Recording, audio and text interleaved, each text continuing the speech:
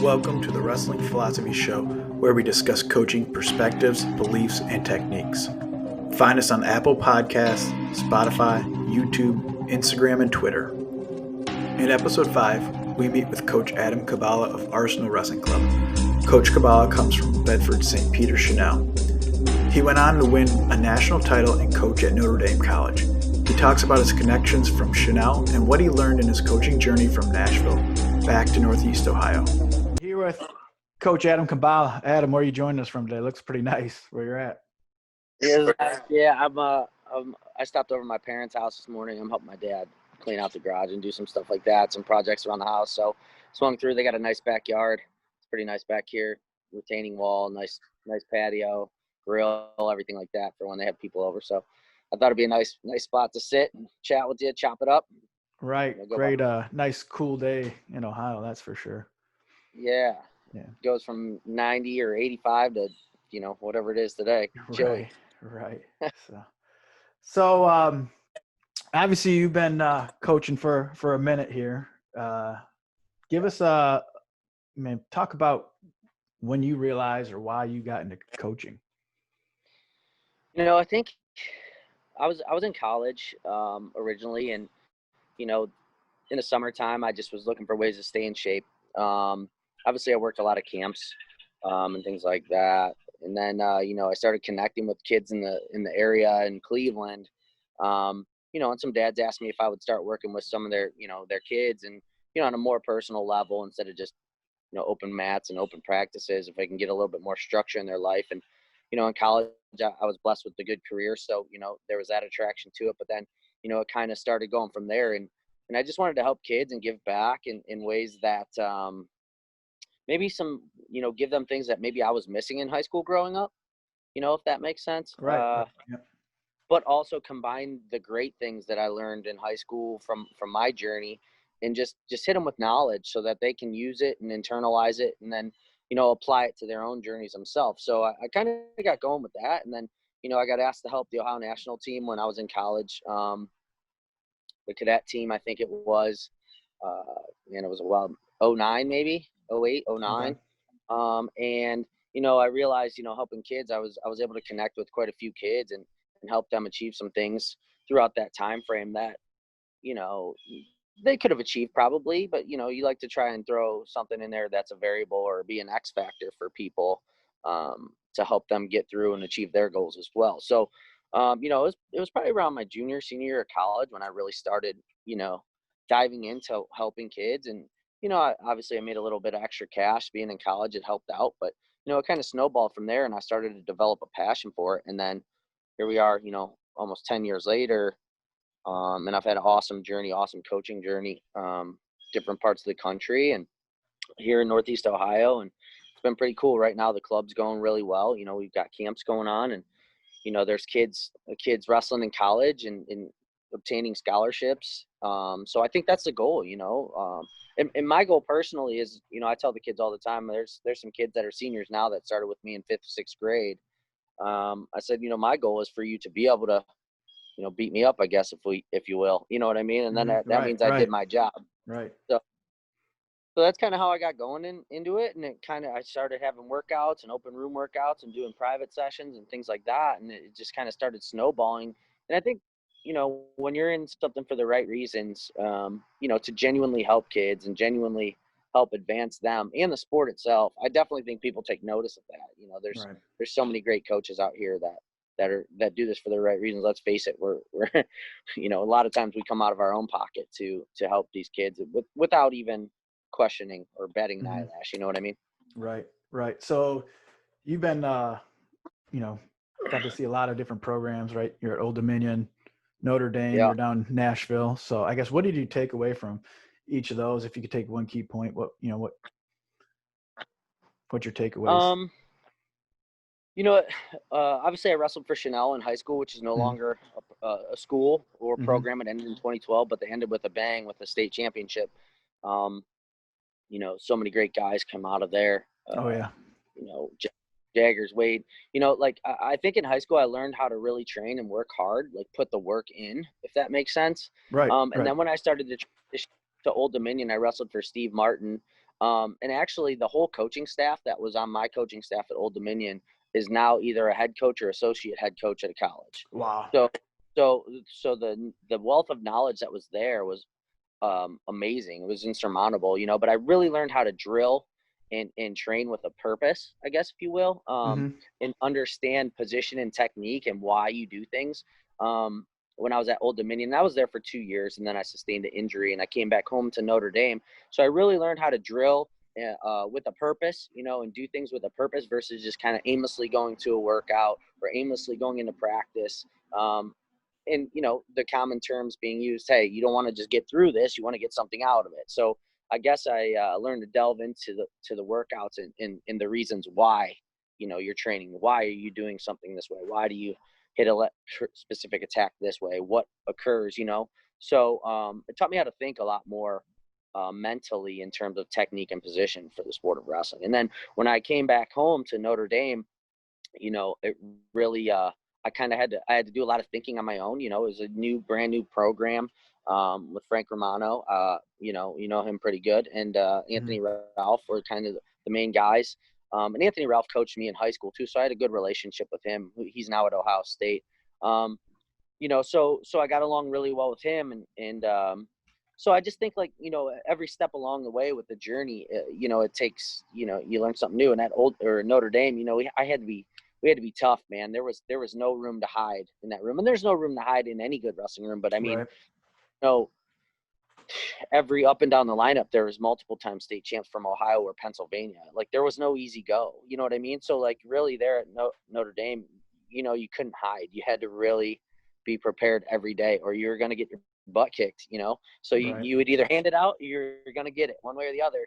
You're gonna figure it out that day, and then So, and then after I finished competing, I helped coach at Notre Dame for a year, and then I branched off and I got offered an opportunity to go to Nashville and coach the Nashville Catholic club team, which is at Father Ryan High School right in Nashville. So that was an awesome experience to be able to move down there and essentially do that for the most part full time. They helped me with the job down there, and then kind of branched out, and I was doing camps and clubs, and I was able to instill some new things. In Ohio, sometimes we don't realize what we have. Right.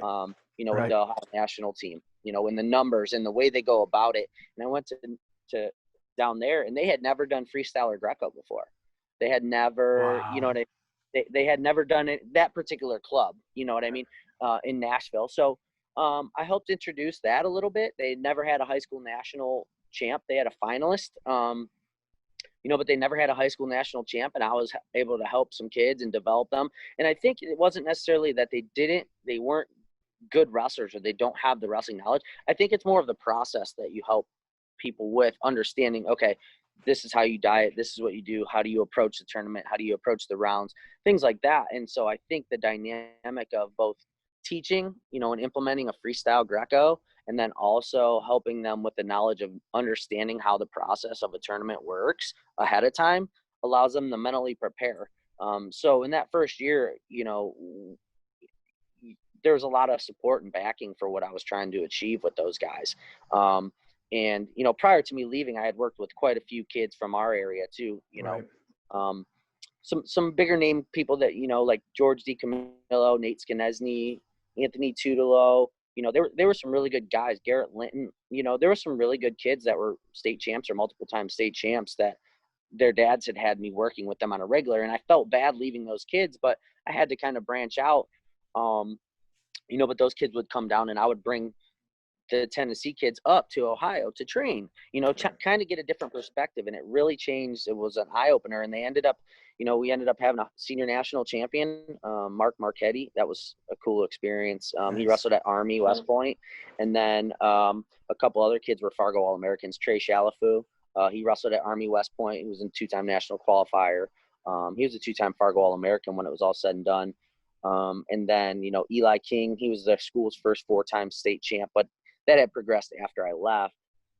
And then Elijah Oliver used to train with them. And then also other guys that people might know, like Chad Red was awesome down there. We would do we would do collaborative camps. Like Father Ryan's, the high school was like 3 full mats long, right? It was huge. And they had stands in the wrestling room itself, and flat screen TVs, and they would like shut off all the lights, and then there was like a spotlight, and they would wrestle their duels in the room. It was so cool. That's But we sweet. have like these collaborative camps, and like Chad Red Senior would bring Chad and a bunch of other Indiana guys and some Illinois guys down, and I would bring Ohio guys, and we would have these awesome camps down there. So that was very eye opening too, to see other people's approach. And I was young, so I was kind of full of some piss and vinegar back then. You know what I mean? But it was definitely good to see it. Older coaches approach, and I think everywhere I go, I try to be a sponge. I don't necessarily communicate it as much.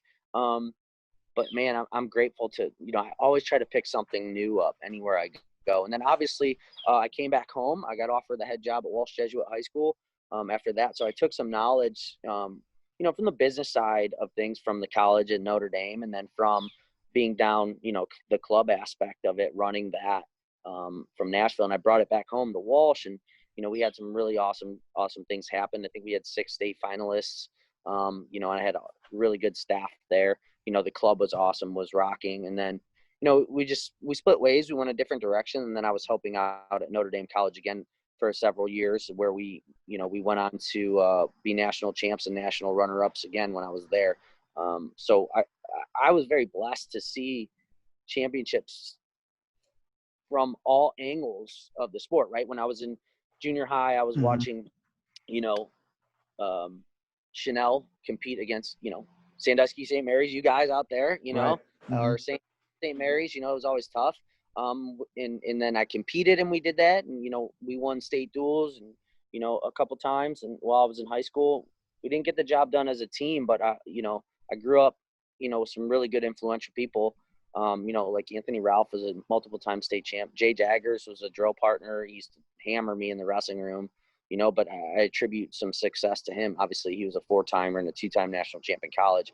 So, I grew up with that. And then I went to Old Dominion, where Steve Martin was a head coach at Great Bridge High School, who was national champs multiple times. It was like in the Right. teens, and he wrestled for Iowa all those years back in the day. So I've been very blessed to be around people that were constantly in a championship mix, So I Right. guess you could say I don't really know any better, but I've tried to take pieces from all of them. And obviously at Notre Dame, we were national champs. I wrestled for the national championship team. I helped coach the national championship team. And it's not all about me, but it's just taking those pieces and what you learn from each individual experience to be able to, you get rid of the bad stuff, that didn't work or that you didn't like. And then you try to maximize the things that work the best, Right. obviously, from Right. all positions. So I guess, when you could take that many different situations and put them as a hodgepodge, I think you're going to have a good remedy to help kids and help give them some knowledge, whether it's your own or something that you watched occur to somebody else. You know what I'm saying? Right. Well, coming from Chanel, you probably didn't know any different, right? Yeah. I was talking with Zeb Miller yesterday. He said coming out of Oak Harbor, he was ready for the college scene, and Yeah. a lot of similarities there. With Chanel and how many college level guys they produce. Oak Harbor, same thing. So coming Yeah. up, you probably didn't know any different, right? You get to college and you're ready to roll. Yeah. Yeah, for You sure. touched on Anthony Ralph. What makes him a great recruiter? Everyone, he's a great recruiter. Obviously, what do you do at Notre Dame? Obviously Tom Ryan brought him down there. What makes, how do you explain that one? I mean, Anthony is, when he was younger, he's, I mean, he's got a young heart, right? So like he definitely is able to get along and connect with people from all walks of life, in my opinion, right? Right. Like I've seen Right. kids from all over the country gravitate to Anthony, and he's a guy that wants to succeed, and I think that whether he's in the wrestling room teaching, or he's providing situations for kids to compete or be on a championship team, or whatever it is, whether it's Right. from the gear to the championship rings to the making the facility better, whatever it is, he puts his personal touch on it. But I think that's something, it's super important, because when you can kind of be, I don't want to say a chameleon, but when you can get along with everybody and you can kind of, tailor the conversation, or, find common ground with people, I think that's so important when it comes to recruiting and helping kids. You know what I mean? Mm-hmm. I was talking to Will Knight about this actually last night after practice, and we, in the practice room yesterday, we had like I don't want to say, we had a lot of kids. I'll just say, I won't say how many, but Nice. with COVID, right? Like Right. you got to be, obviously wrestling, we know what we're getting ourselves into, but we had a lot of kids, and there was kids from all over the place, whether, inner city, or whether there was kids from way out in Warren, Ohio. There was kids from way out by you guys in Milan that were there. There was kids from, Aurora. There's kids from everywhere. So, it was really cool, to be able to have a situation. And I learned that from Ralph being there. Just, you have to pay attention to everybody, and I think when I was coaching at Walsh and Notre Dame, like, everybody has a purpose in the program. Even if it's a guy maybe that doesn't get an opportunity to start, or a guy that does stats, or a guy that does film, whatever. Everybody is important to the operation and making the program run, So I think that's definitely something I took. So in terms of Ralph, I think he does a really good job of just being inclusive to everybody, Right. and finding ways to, connect with everybody to make sure that they're, getting the most out of the situation and growing as people too. Cool. Yeah, he definitely is. Yeah, he's doing a great job. Obviously, going from Notre Dame to there, it's tough task, but he's getting it done. Going back to high school, Coach Coghill, obviously legendary coach. Just sum that up. I don't need to go on, but keep one thing about him or a story that you have. It makes it special. Coach Coghill is, I guess you could say, for me, I never had grandparents, so he was always kind of like a grandfather to me. You know what I mean? Like, right. That's the way I looked at him, because, and then obviously there was a trickle effect, because there was guys that wrestled for him that were coaching under him too, but he is definitely like a grandfather type figure to me, if that makes sense. Right. 100%. And when I came back home, when Bill Barger brought me back home for Walsh, I felt the same, and I felt like I had somebody that I could trust, that guided me, that was genuinely there for me. You know what I'm saying? As a man, as a human being, and taught me a lot of intangible things that, sometimes you don't realize it until you look back later. You know what I'm saying? Right. But yeah, I guess if there was a touch I could put about Graham, he was definitely like a grandfather figure to me growing up as a kid. You know what I mean? That's cool. Definitely. We have those people that influence us, so we don't realize at the moment, but kind of comes back like, oh man, they did this for me. When you start giving back, right, you realize, man, that's what Coach did for me. Touching on he was a big influence. Is there anything that kind of influenced you that had a setback in coaching or wrestling that kind of, looking back, had a big influence on where you're at now and what you're doing? Yeah, I mean, in the setback aspect, I would definitely say my freshman year of high school, I never been to the state tournament prior to that, actually making it down there. And I actually wrestled your brother twice in districts for third and fourth. So you wrestled him and Dusty, right? Is that who you wrestled from St. Dusty all the time. Okay. So I wrestled your brother, Corey, and man, he was tough, so funky. And for third and fourth, I lost him at districts when it was at that Elyria Catholic crazy district. I heard that was crazy. I wasn't there, but I've heard stories. It was nuts, right? So they took St. Mary's East. What, you guys, Beechwood? St. B was there. I think CVCA. Oh there yeah, was so many. I forgot they were D3 at that time. Yeah, man, there was just so many. It was crazy. That Cowga Heights back when they had all those. Newberry, I think, was Newberry there. Newberry was there, and they had. So there was a lot of good D3 teams back in the day. But yeah, so I wrestled your brother for third and fourth there, and then we split on the bracket.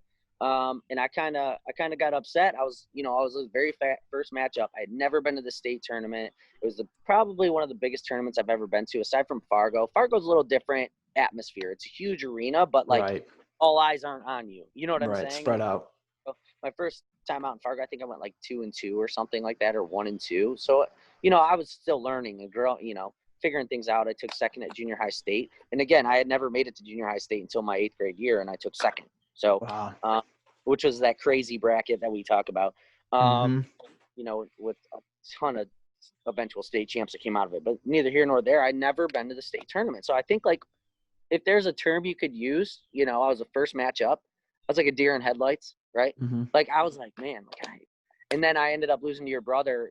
He knocked me out of the tournament. we wrestled in the wrestlebacks. I think it was like the first or second day, and it was like, whoa, the bracket was crazy. And he knocked me out of the tournament, and I remember sitting there in the stands just like dumbfounded. I was like, what just happened? Like, you know what I mean? So that was definitely like a moment where it's catapulted me into like really diving into it. Cause I played 3 sports as well. I played travel baseball, and I played football up until my junior year of high school. Cool. Cause Chanel had a pretty good football program as well. So, I was a 3-sport athlete, but that's when I started getting my gears kind of turning about, do I want to put my eggs, all the way in one basket? My mom is really small. She's like 4'10". My dad's like 5'6". So not like my I parents, wasn't right? I wasn't going to be a very big kid, So I started thinking, and I played, and played 3 sports. Baseball was okay. I cut football out just because I didn't want to get hurt for wrestling, and obviously wrestling was going to do a little bit more for me, and I kept playing baseball. But, it was definitely a catapulting moment, that one. And then the following year, I kind of emulated what Jaggers did a lot, because, he was a 2-time state champ at that point, going into his or 3-time state champ, because I was a freshman when he was a junior. So he was on his way to be a 4-timer, and he's like right there in the top.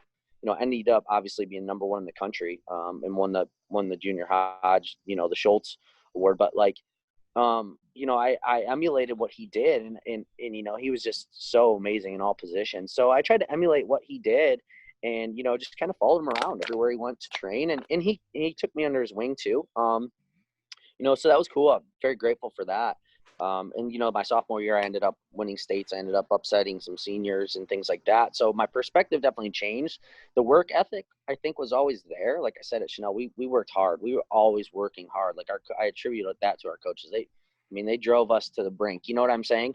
Oh, yeah. But I really had to start finding different things and going to compete and going to, branch out a bit. And so, I won states as a sophomore, and then my junior year, no excuses. I got hurt, leading up to the sectional tournament pretty bad. My ankle was bad, real bad. I could barely walk for about a week. But I toughed it out, and I ended up getting upset in the semis at states. And that kind of catapulted me too. I took it with a grain of salt, that my dad used to tell me when I was a kid, you have to rededicate yourself to the sport, especially when bad things happen, right? And it's a reality check. I think anytime we have a shortcoming, it puts things into perspective for us, and it gets our wheels turning, right? So the old cliche, there is no, growth without struggle and things like that. It's very true.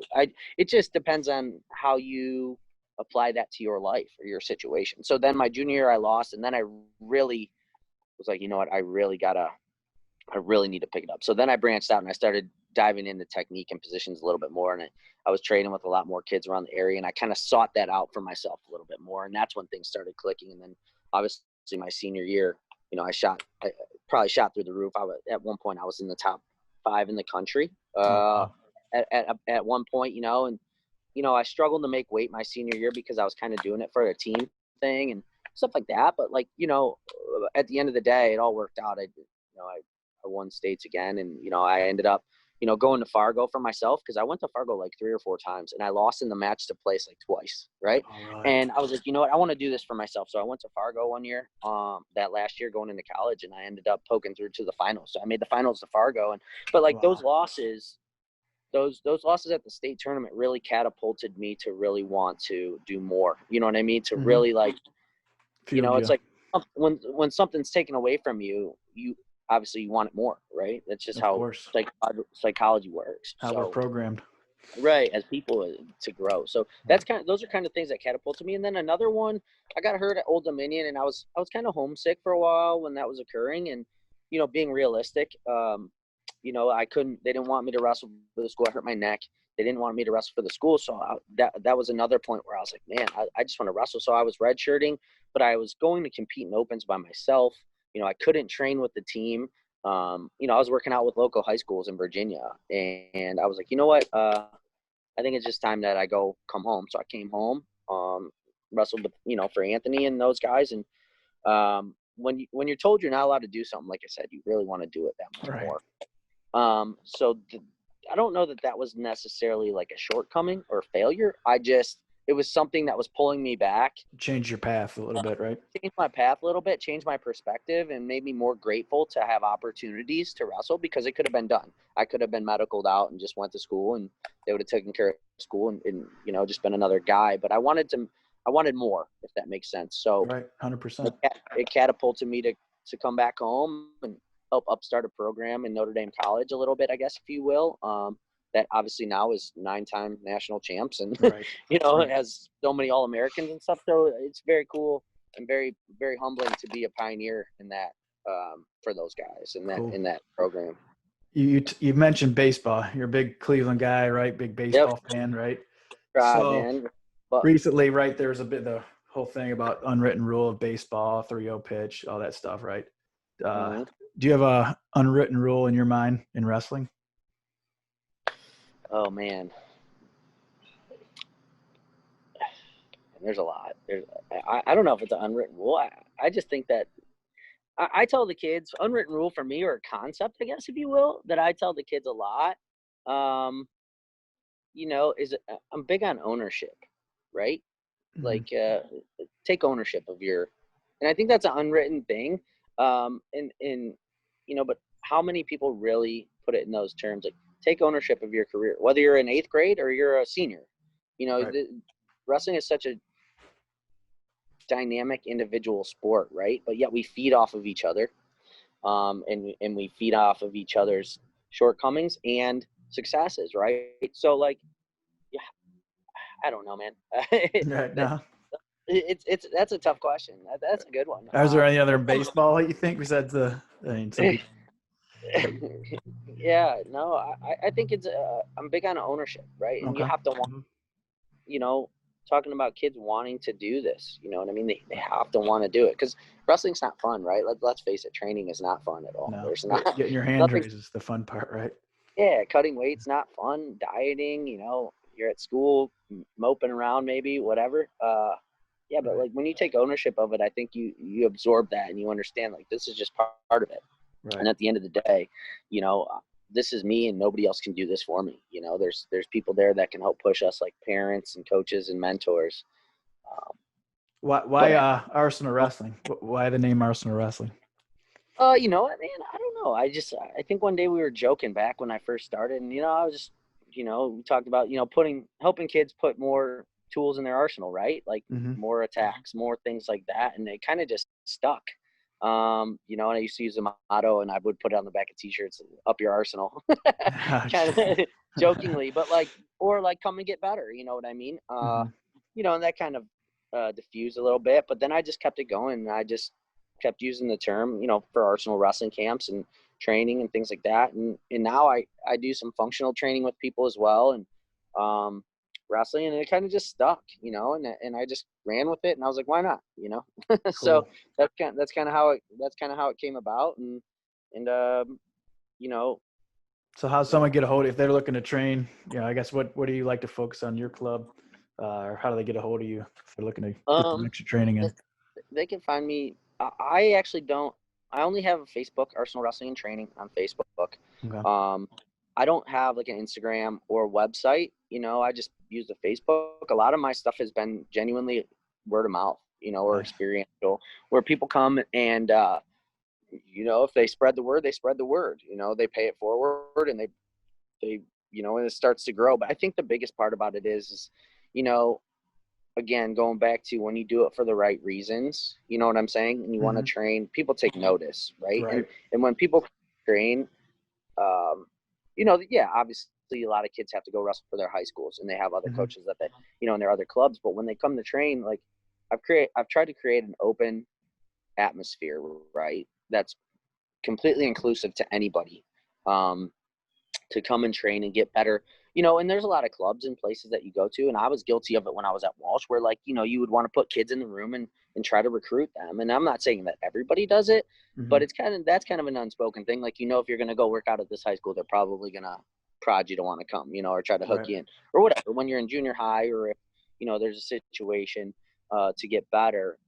Basically, the atmosphere I'm trying to create, or have created at this point, anybody can come there. There's kids. Last night we had college kids in the room from Lock Haven, from Notre Dame, Um, Nice. you know, there's been kids all summer. You know, there's kids going at Edinburgh.